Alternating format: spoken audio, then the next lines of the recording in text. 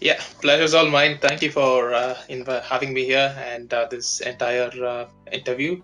So, to start with the journey, I think it was in 2020. It was during the pandemic, just about the start of the pandemic, and had the other jobs that I was doing at that point of time, which I had to cut short because I knew that this is where I was going to be starting my career, eventually, where I'm really passionate about. And anything that I would say that I'm really passionate about would always be computers because even though I did not have that great influence in programming or a programming mind at that point of time initially, I was an engineering graduate earlier. I did my electronics engineering and I wasn't that uh, fluent in programming at that point of time, to be honest. And after a point of time, when networking came in as a topic, it kind of intrigued me, kept me thinking about how computers are connected all over, and what are the ways in which the flaws are being exploited currently in the industry, and what are the ways in which the threat actors are moving in, escalating into the industries, and there are so many. There's a plethora of tools to do that as well online. So I could understand that this is how the computers work, and slowly I could develop the interest in programming as well, bash scripting, PowerShell scripting, and then I had to move on to ethical hacking. So that took me a year, and eventually I moved into the UK to study my master's, and I'm doing my cybersecurity now. I'll be graduating this September. And so far, it's been a great journey, starting with networking and then moving into ethical hacking. And all of these knowledge that I've gained so far, practically and also in theory format, starting from networking, cryptography, and then moving on to bash scripting skills and developing tool sets. Like there's a plethora of tools online. When you start with Kali itself is a compromise. It compromises of a whole lot of toolkits in there.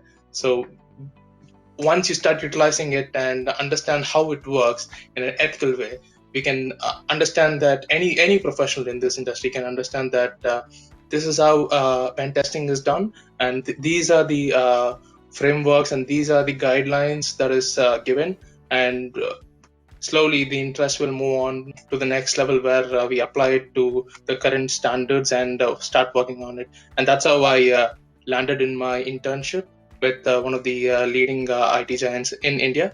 And the opportunity was massive from where I started 2 years ago. So that's all about it right now. So I'm finishing up my university, and then I'll be moving on to my full-time role as a cybersecurity analyst with the same company in some time.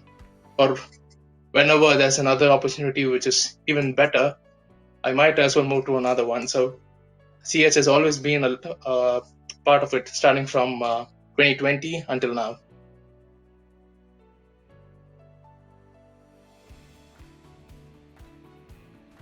Oh yeah, so when I was learning about networking and I was slowly moving into ethical hacking at the point where I had to apply my skill sets, starting from you know understanding how the firewalls work, how the entire architecture works. I wanted to learn about how ethical hacking works and what is pen testing and everything.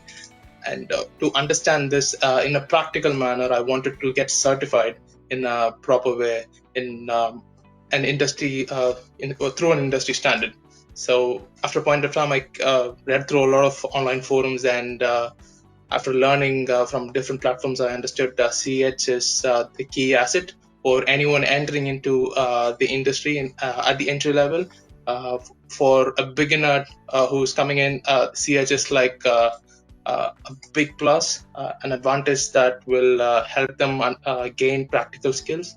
So once I got into it, I kind of knew that which way I would be heading to after I complete this program, and eventually it did the way that I expected it to be. So I'm thankful for that.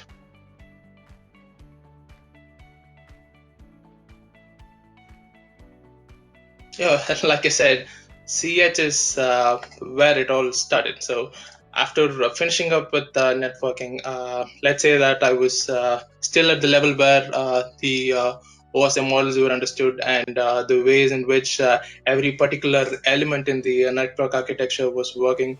I could understand them, but in a way that I wanted to understand ethical hacking or get into a role where pen testing is a major aspect. I wanted to learn about how malwares were working, how Trojans, rats, worms were working, and how to secure it as well.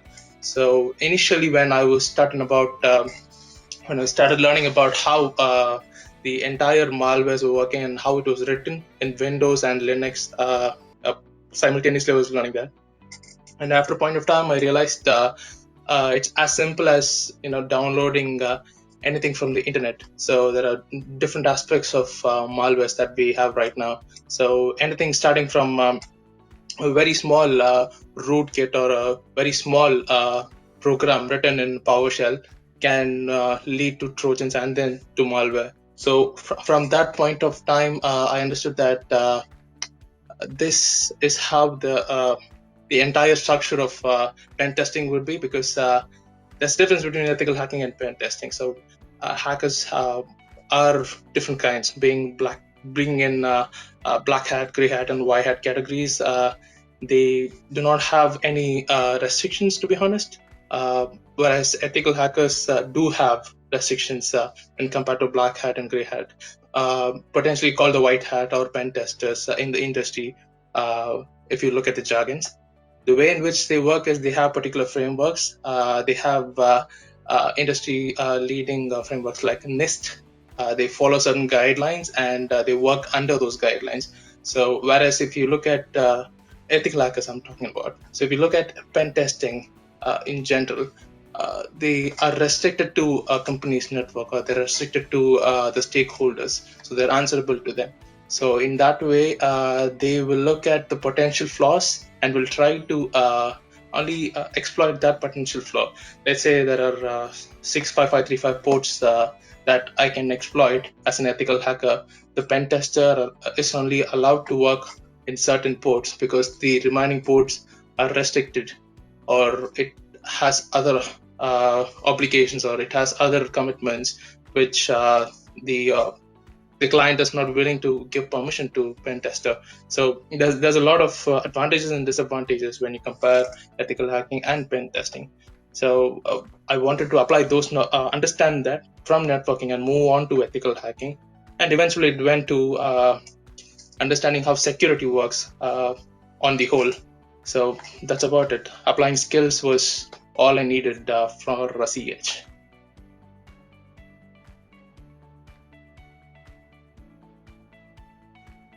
Right. So CH is an industry standard, to be honest. Anybody starting with the cybersecurity career will be heading towards that, because the industry right now is in demand for the cybersecurity industry is looking for ethical hackers and pen testers, because VAPT and the entire domain is looking for people not who are just not good at tool and applying toolkits, but they want people who can write scripts, malware scripts, try and understand how to exploit certain vulnerabilities, something out of the CVEs, and something that someone who can understand how threat actors can work and how they can apply the knowledge from a boot sector level, from BIOS settings until a point where cloud settings are exploited. So that's the kind of talent that they are looking for right now. By the way that I have given interviews and I've seen people over here by different connections, I've understood this is what they are expecting, and the kind of recognition that this certificate gives is massive, honestly speaking. Starting from networking and moving on to a point where ethical hacking is applied in everyday's work. An individual or an employee who is practicing this will gain different skill set, not just in one particular OS, or not just in Windows or Linux. It'll move on to different domains as well. So in my case, when I started working, I initially started with IAM, access management, but after a point of time, I was working in security operations. And when I was understanding how every single alert was coming in and what are the malwares that I was analyzing, I could understand what that particular threat actor was trying to do, and I could relate to what I would do if I was in that particular position. So that is something very critical in this industry, and this certification helps you do that.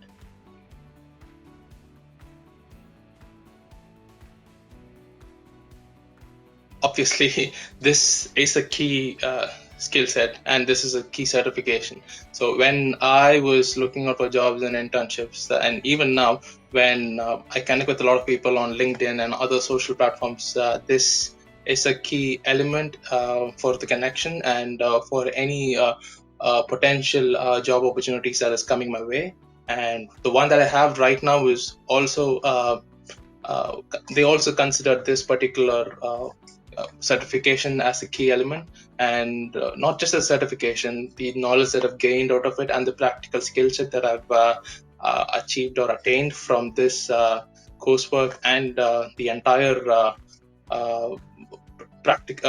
entire 6 months of journey that I practiced was something very essential for them. So I respect that, and I would like to expand from here and move on to OSCP and other particular certifications as well, where I can learn about exploiting, not just exploiting, vulnerabilities. I wanted to write better scripts and approach pen testing in a more productive manner. So I think it is essential everywhere we go. It did help me in my internship when I secured it, and it will help a lot of people who are looking for jobs and who are still haven't finished a proper degree and who are coming out of school and they want to apply for different places and apply for different jobs. So this is a key element for it.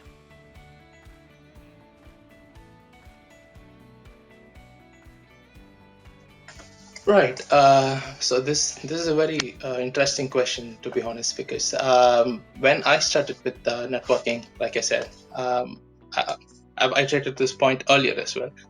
Uh, when we learn about different elements of a network and understand the architecture, it will help us understand how the entire world works, how CDNs are connected, how different countries are connected through the networks, what's a subnet, what is the entire, how your system is connected, how your assets are connected throughout the world.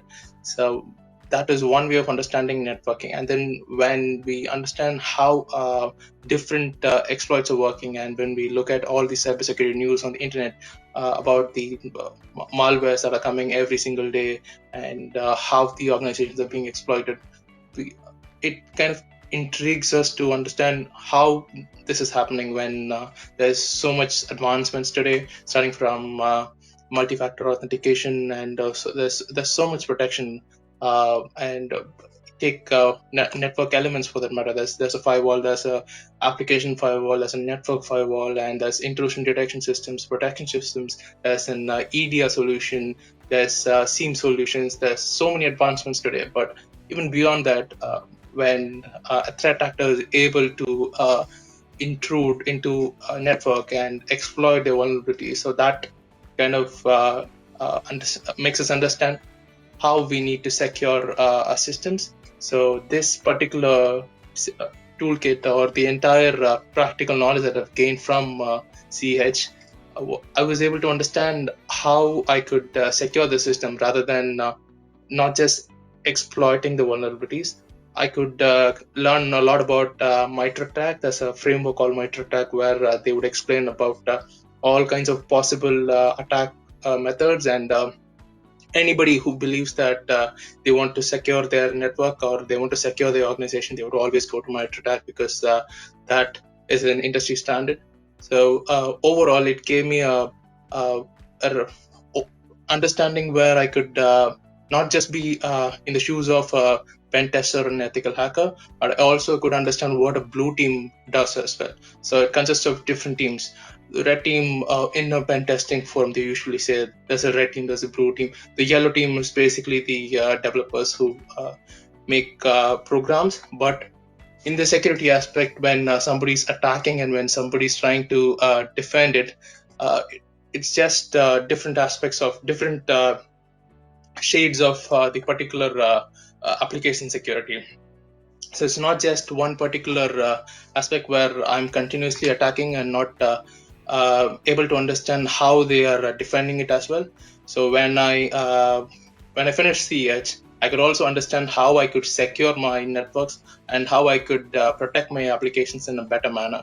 So overall, this learning has helped me move just not just into ethical hacking. I also worked in security operations. So in a way, I'm able to understand how security works overall, and from here I'll be moving on to OSCP and cloud security, which is my ultimate goal. So that's about it.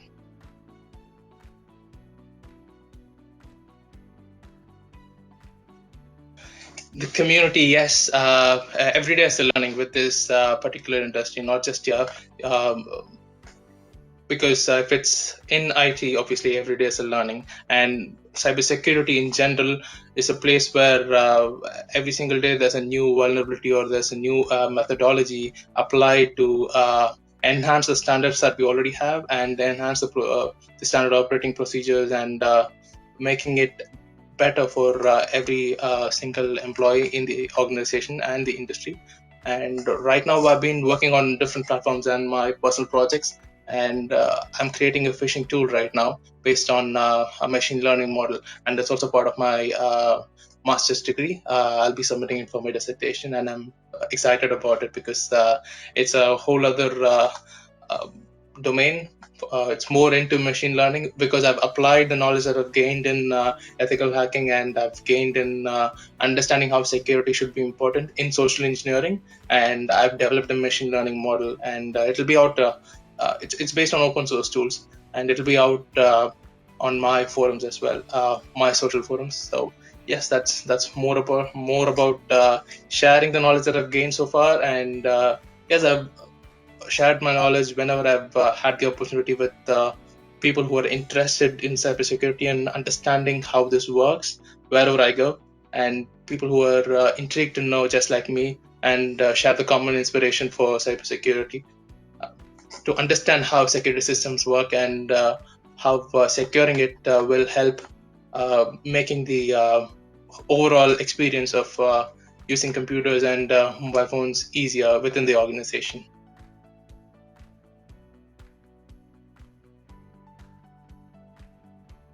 Right. The favorite part again would be when I think about it. There's so many aspects that I can talk about. When I started learning CH, I started with learning from the boot sector level on how programs and rootkits are launched and how malwares are written at the root level. And I learned also about privilege escalation because privilege escalation is one of the key aspects in CH on understanding how any threat actor moving into the network will gain access and move vertically within that network. So that is one major learning that I had in this particular program. And apart from that, I also learned about Android hacking and Wi-Fi hacking because that is also a huge aspect in this learning. Android hacking is very common when compared to the iOS. You can learn about jailbreaking and how to write malwares at the OS level, which is mind blowing to be honest. When I started at that point of time, and right now it's a different feeling because I'm looking at securing it. Even though I'm still fascinated about writing malwares and making better efforts at being a pen tester.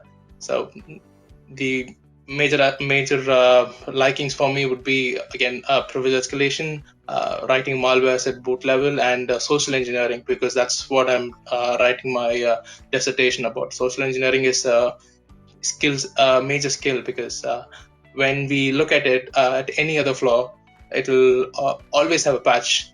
Someone or the other will come up, or the organization. Take Log4j for example. Apache Foundation came with a patch, and it served the purpose. And all of the organizations which was using the Java program and which had the vulnerability were able to download it. But whereas if you look at social engineering, let's say an organization was impacted by a spear phishing campaign. It uses user behavior, so it is involved with human psychology. I might receive a very legitimate email from my employer, and I would think it's a normal one, and I would log into it. But it might be a malicious email, so it involves user behavior and understanding it, and it needs user training as well. Anybody who is using the organization's email and credentials to understand what these emails are and why it is important to analyze it before opening any link or the email in particular. So they should be connected with the security team. The security team is actually the key for all these attacks related to social engineering. So my top three would be privilege escalation, boot level malwares, and social engineering.